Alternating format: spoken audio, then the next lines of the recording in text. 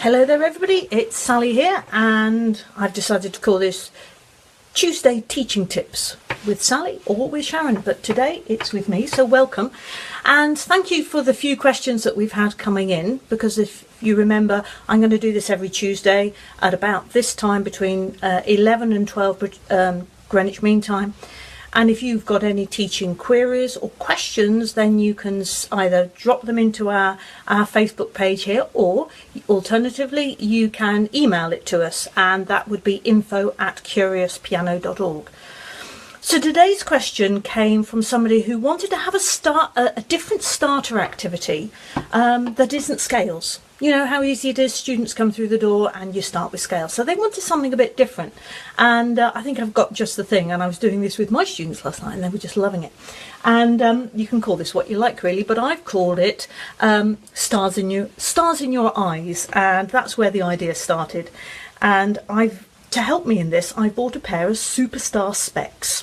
So these were from a party shop, believe it or not, and they were not very much money at all, less than £3, £3 British pounds. So these are my superstar specs, and this is all about helping pupils to find their way around the keyboard. Keyboard geography, I think, is a really important area, and it's something that we can neglect. We think we show our pupils at the beginning, you know, where middle C is and where A and B, and then we kind of leave it alone, don't we, and hope after the first term or so that they've found all those notes and they know where they are.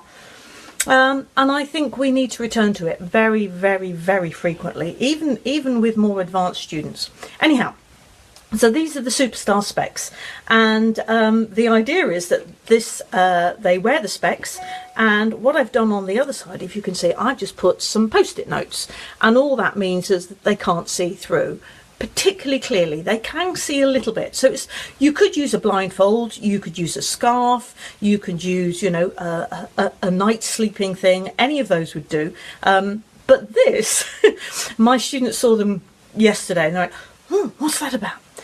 Those are the superstar specs, and of course, you know, they're going to remember that, and they're going to come back, I think, again next week and go, can we do superstar specs? So it's become immediately something that they want to do. So different things that you can do. I'm going to put them on here. I look very fetching, and I must admit, there we go. I can just about see myself.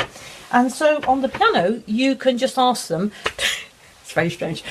You can ask them to play any note. So you could say, all right, play a G, and they have to find their way around. And it's surprisingly hard. Once you do it, you suddenly begin to realise how much we take for granted. So they find the 3 black notes, and hopefully they'll be able to find a G there in the middle. Or you might ask them to find a D or an E. There we go. So that's one, the sort of entry-level game that you can play, is literally finding the names of the notes.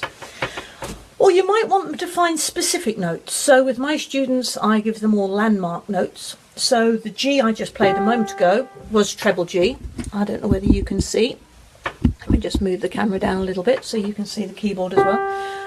Treble G or middle C or bass F. So that would be another thing that you ask them, specific notes. Can they find treble G, bass C? Now that works obviously if you've given those notes specific names and the student is already very familiar with them.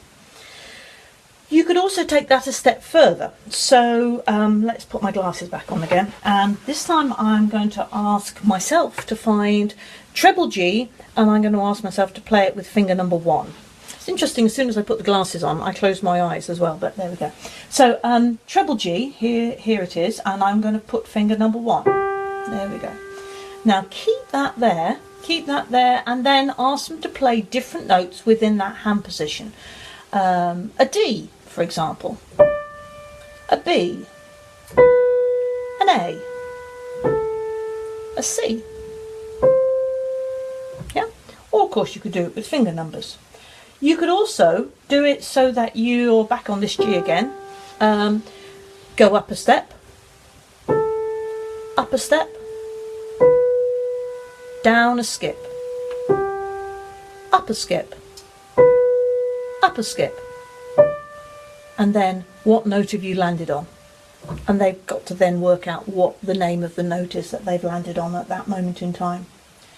For more advanced students, and as I say, I think this is something that we should be doing actually really very frequently, not just with beginner students. I think it's, you know, you think about the amount of Chopin that you just need to do. You need to have that movement across the keyboard. So with more advanced students, you could actually make it a little bit more defined. So you could ask them to find a note, for example, a C. Sorry, I need to put my glasses on, but let's find myself a C down here. Here we go. And then could they play a perfect fourth above? A major third above that. Down a major second. And again, you could then ask the question, and what note have you landed on? Okay. So that's my new little starter activity. These are my superstar specs. It's got post-it notes on the back, or ideally you'd put a bit of card, or you'd black them out somehow, something that means the student can't see. The specs just bring a little bit of pizzazz to it, and we had a lot of good fun. In fact, I might even post a picture of one of my students who gave me permission to do that, playing with his superstar specs on, and he really enjoyed it. So I hope you found that useful. It's something maybe to start your lessons off a little differently this afternoon. If you have enjoyed that and you're watching us on our Facebook page, then please do like it. We'd love to get as many likes as we possibly can.